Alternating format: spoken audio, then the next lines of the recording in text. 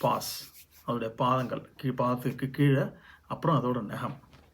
பாதங்களை பார்க்கும்போது அது சாஃப்டாக இருக்கணும், ஸ்மூத்தாக இருக்கணும். அது இல்லாமல் கிராக்ஸ் இருந்துச்சு அப்படின்னா அது உணர்த்துறது என்ன? வைட்டமின் டெஃபிஷியன்சி, இல்லைன்னா ஃப்ளோர், அந்த ப்ரீடரோட வீட்டில் வளர்கிற இடத்துல இருக்க ஃப்ளோர் வந்து ரொம்ப ட்ரையாகவும் ஹார்டாகவும் இருந்துச்சுன்னா அது நடக்க நடக்க அதில் வந்து கிராக்ஸ் வரலாம். இல்லை ஒருவேளை ஒரு இன்ஃபெக்ஷனாகவும் இருக்கலாம். நகங்கள் வந்து ஷார்ட்டாகவும் க்ளீனாகவும் இருக்கணும்.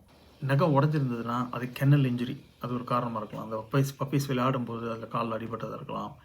அப்படி இல்லைன்னா சம்டைம்ஸ் அந்த நகமே ஸ்ப்ளிட்டாக இருந்தது, ரொம்ப ட்ரையாகவும் அன்ஹெல்த்தியாகவும் இருந்தது அப்படின்னா அது வந்து சரியான க்ளீன்லினஸ், ஹைஜீன் இல்லாமல் இருக்கிறதுனாலையும் நகங்கள் அப்படி இருக்கலாம்.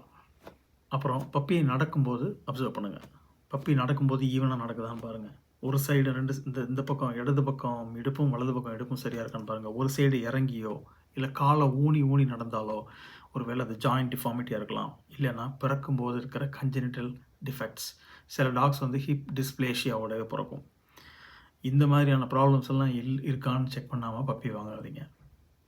அடுத்தது கடைசி டெஸ்ட் வந்து, இந்த டெஸ்ட்டை அங்கேயே பண்ண முடியுமான்னு எனக்கு தெரியல. பப்பியோட பப்பியோட கழிவு, அந்த ஸ்பெசிஃபிக் பப்பியோட கழிவு நீங்கள் பார்க்க முடியுமா தெரியாது. அட்லீஸ்ட் ஃபஸ்ட்டு 1 வீக்கில் அப்சர்வ் பண்ணுங்கள்.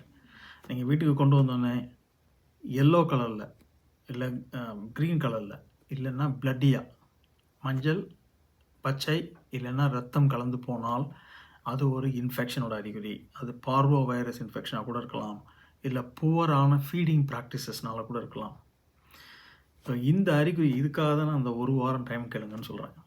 அந்த 1 வாரத்துக்குள்ளே உங்களுக்கு அதோட ஹெல்த் இது எல்லாமே தெரியும். ஏன்னா நீங்கள் ப்ரீடர்கிட்ட கேட்க வேண்டிய 4 முக்கியமான விஷயங்கள். வேக்சின்